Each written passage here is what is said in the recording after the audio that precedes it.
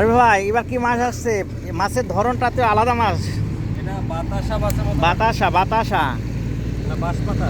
দাও দাও, ব্যাগ দাও। মাশাআল্লাহ, ডিফারেন্ট টাইপের মাছ। ও মাশাআল্লাহ, এটা মাছটা তো অনেক ভালো মাছ। এটা কি মাছ? বাঁশপাতা মনে হয়। মানে